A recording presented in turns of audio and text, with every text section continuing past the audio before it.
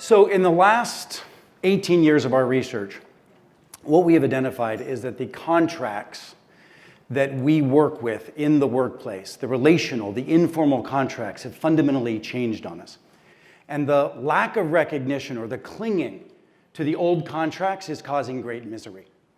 My intention today is not just to entertain, not just to give you insight, but instead give you something that within a week from now and 3 months from now, you'll actively be doing something different.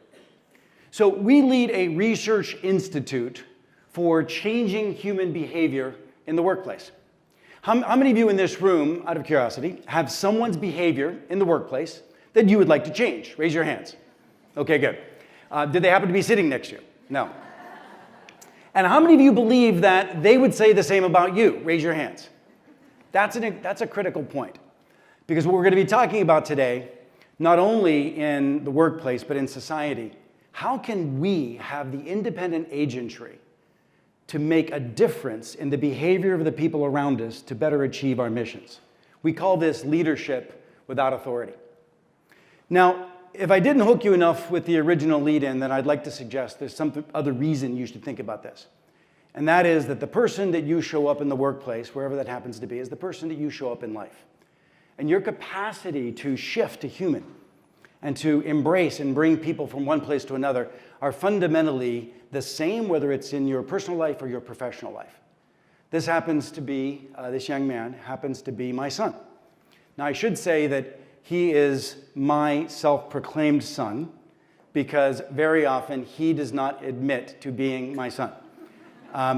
He came into our house at 12, and that's actually within just a couple of weeks from him joining my home. Now, what does that face say to you? That face says to you, first of all, I couldn't even say it in front of the cameras, what that face and that little mouth did say to me. You will never be my fill-in-the-blank father. And the reality is that that young man's reptilian brain, his fight-flight mechanism, drove him to look at us and say, you will never hurt me like I had been hurt over 12 times before, which is the number of homes he had been in before he came to our home. And I will make sure that I protect myself against you. Does that make sense? Do you recognize that in the workplace, there are lots of little Daniels inside of lots of people? And how we react to our own sense of psychological insecurity fundamentally defines how we relate to others. And some of us pop out of the womb and kiss the doctor and we're off and running.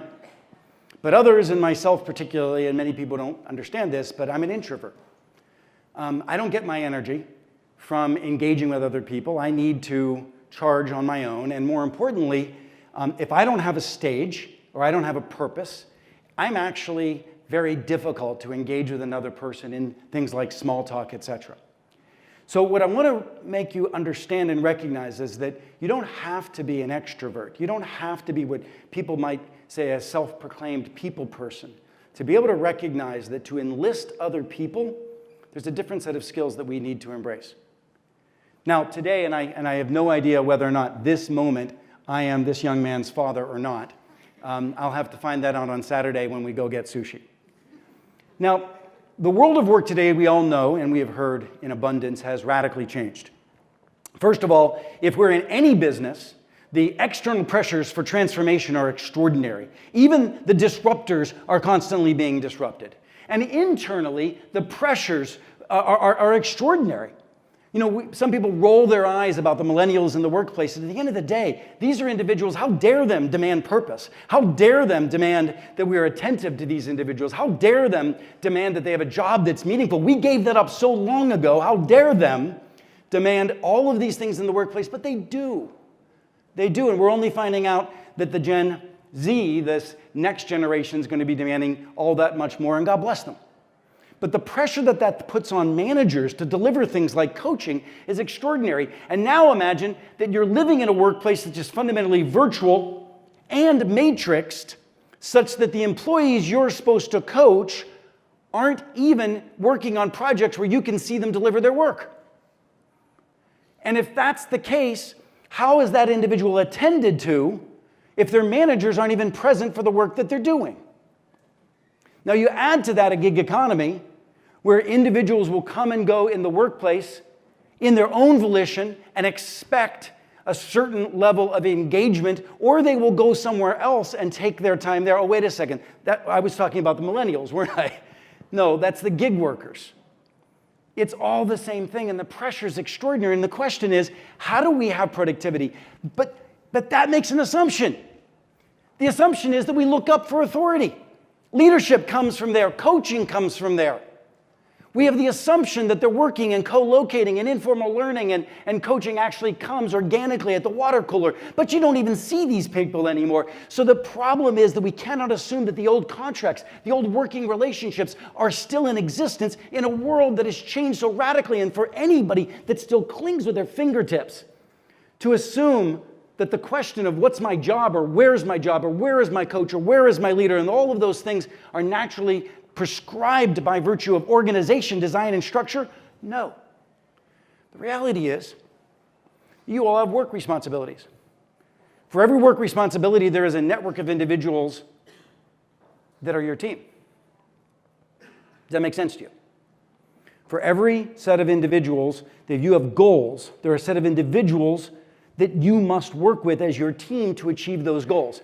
I fundamentally believe with technology enablement, we will find a day when org structures are not drawn in traditional ways that they are today. Org structures will be very amorphous and focus more dominantly on goals that you have aligned to individuals who are crucial to you achieving them. And that's your team. And that's what you need to be comfortable with. The problem is we can't solve the problems with the old mindsets.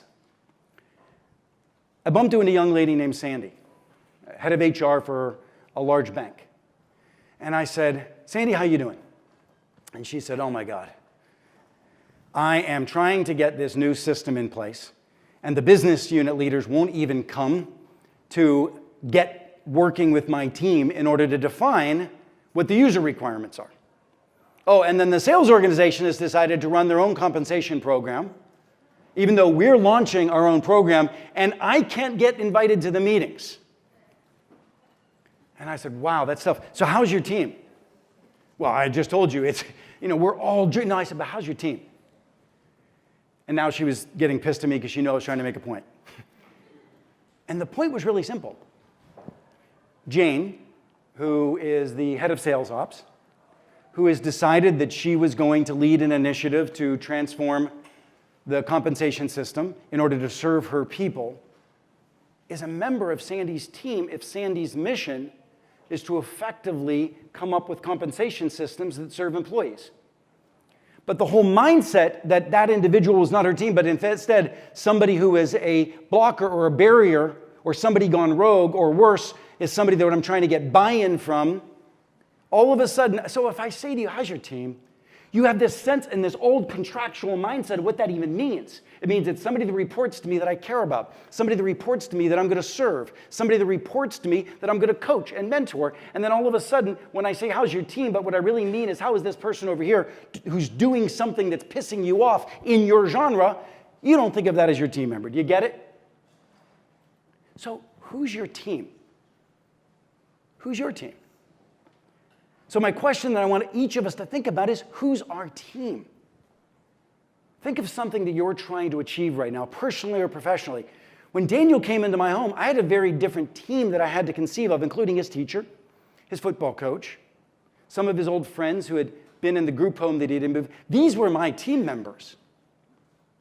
Who's your team in something you're trying to achieve? And guess what? You're the leader. Now, they don't know it. But that's not a problem. That just means your job's a little bit different than the walking in presumption that because I'm your leader, I have this authority to lead you and you will do what I want you to do with full productivity, which, by the way, if that's still what you're clinging to in a world with young employees, you're not a very good leader because they've already checked out with that old leadership model. So whether you have authority or don't have authority is irrelevant. The question is, can you earn authority? Can you earn authority by the word that we've created is one that we call co-elevation. Co-elevation is a combination of co-creation and co-development, but the principle is that you're going to work with a group of people and you're going to be the kind of leader that enlists, that engages, that invites individuals to co-create great things. That means that you've got to have a mission and a purpose and a design that is exciting to those individuals. And you've got to have an empathy and a humility that reaches out to individuals and says, please join me to co-create. And if you have the mindset of co-elevation and you've got a mission, the commitment is to the mission and the commitment is to each other. We will go higher together. And that's fundamentally what leadership is today. But the issue is that it's fundamentally relational because there is no pre-designed contract because you worked for me. So it's really on you. There's a set of rules, and I want to click through for you around co-elevation. The first one is that it is all on you. Now you could sit there and say, Keith, you don't understand who I have to deal with. And I say, I don't care who you have to deal with. Because who you have to, do you think I was able to sit there with my arms crossed and said, Daniel, when you meet me halfway, I will parent you? No, you go 99.9% of the way for as long as you have to. Now, if you believe in your mission, you believe in your goal, you're going to go 99.9% of the way as long as you have to. So who in your life is critical for you to achieve what you're trying to achieve with love and joy and happiness? That it's time to forgive, it's time to be empathetic, it's time to embrace, it's time to invite. And the fact that you're right doesn't matter, because being right doesn't help it get done. Does this make sense to anybody? And it also means that you can't just assume that leaders will lead, that the people with authority will lead. If you're working for somebody and they're not getting the job done as a leader, then whose job is it if you care about the job? How do you coach your leader? Your leader becomes a member of your team. How do you empathetically care enough to let that person know that there might be another way to work with this group of individuals that is critical? If you care about the mission, you can't abdicate responsibility to lead and to co-create. Now that also brings to this whole idea of collaboration, which is kind of bullshit from the past. Collaboration was, I'm going to figure out the answer, going to figure out who I need to go get buy-in from, and I'm going to go try to sell it on them. How'd you like to be one of those individuals? Let's start focusing on co-creation, not collaboration. Let's earlier on bring folks in to the design process. And by the way, all the data now shows that greater degrees of inclusion are critical to get better answers. And I promise you, when I was at Starwood Hotels as chief marketing officer, if we had co-created some solutions for extending the demand of our rooms, maybe, just maybe, there was some young person like Gebbia sitting inside of our organization that might have created Airbnb. But we didn't have an inclusive mindset that broad to embrace that kind of idea. So co-creation is crucial, particularly with a diverse community. Now, the other thing is we all, in order to co-develop, do you remember that manager that's stressed and can't really coach you as much as they want to coach you because they don't even see you and know?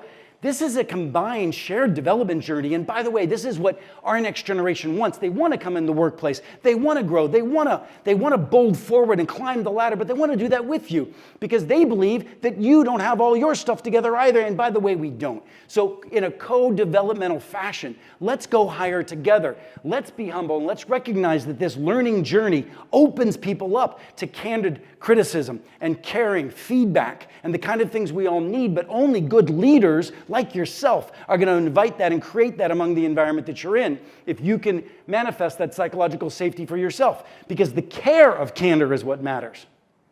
Your best friends, they say something you don't believe in and that your first reaction is, that was ridiculous, tell me more. Well, I want that from your teams. I want them to be able to say that back to you. And I want you to hold that space for inclusion to be able to co-create with that kind of candor. Now, what I see consistently is individuals say, oh my God, getting stuff done here is ridiculous. And I even see vilification of corporate headquarters. They give nicknames for the big headquarters people. You know, just because it's tough does not abdicate your responsibility to getting the job done. If you're a leader in a co-elevating environment, in a co-elevating fashion, and you cannot be a victim, you cannot blame the broad organization for you not being able to get the job done. Do you think there's any great startup in the Bay Area that walks into their VCs and says, it's getting tough to get the job done. I don't think I'm going to try to do that. But I consistently see organizations throwing their hands up and saying, and being victims to how difficult it is to get the job done in their own companies. Does this make sense to you? The victim mindset steals shareholder value as much as conflict avoidance.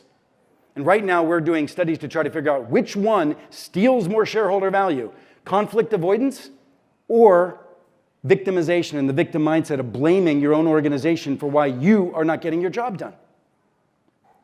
Is this burden of leadership beginning to set in on you? That every one of us, if we actually had a little bit of this, imagine, forget about breaking down silos, we're going to be able to create the appropriate network and web that we all need to get our jobs done and to have that kind of joy and to have those kind of teams around us. But it takes individual agentry to be able to do that. And then when we get the smallest amount of success, the only reason people are going to go through this hard work is to high five for the success.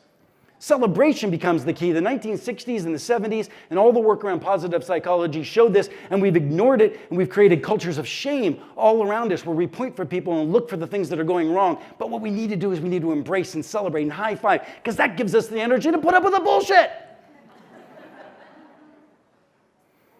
And you leverage your tribe. As a leader, you ask two people to help each other. As a leader, when somebody's struggling, you're allowed to talk behind their back, but only if it's to go get another team member and say, we've got to help this person. Can you help me help her? Leverage the tribe on the tribe, and that's how we're actually going to break through. And don't try to do this everywhere. Just start today to do it somewhere. Are there 3 relationships in your life where possibly, just possibly, you could rethink a co-elevation mindset? Don't choose the negative one, most difficult relationship. Don't choose the ones that are already your best friends. Choose something that's right there in the middle and reach out and begin to explain to them how you'd like to co-create a different environment, and that as a collective, if we could be committed to this mission and committed to each other's growth, imagine what we would achieve.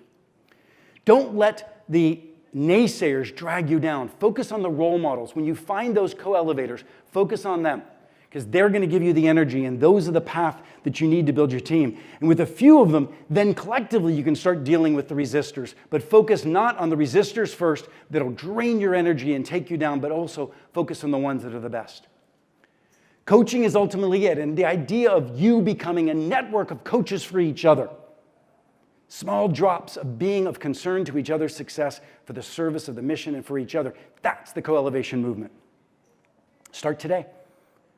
Start today. Who will you reach out to today? Who will you reach out to today?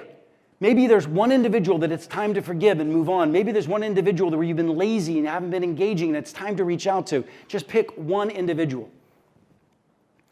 I'd like to land this with a little homage to my mother, who taught me a lot about this. My mom has a group of ladies that she plays cards with. And she's played cards with those individuals for 45 years, every month. And she calls them the card club girls. And I said, Mom, tell me about the card club girls. She says, well, these card club girls, they when your dad was unemployed for many months, they were the ones that cooked extra and brought it home when your dad was out looking for a job so we didn't have to eat welfare cheese. And those card club girls, when your aunt was passing away, we sat on our bed and said goodbye 2 days before she passed. And when your dad died, they were the reason that I got out of bed and went out of the house every day, because they made me until it was time for me to get out of the house. And I sat there and I listened to that story, and she says, well, she's one of these days, because every time one of them dies, they have to change the card game. One of these days, there's going to be one of them playing cards, playing solitaire by themselves, thinking about the others. And I think about that, and I thought, I don't have that in my life. And I didn't have it as a leader in the workplace. That's our pinnacle. And we can each be leaders little by little, moving in that direction. That's true of co-elevation. That's the promise for all of us, and it's sitting richly around us. If we let our guards down, if we take authority for the relationships and invite people in appropriately into this kind of a new work order, truly new work order, we have no choice.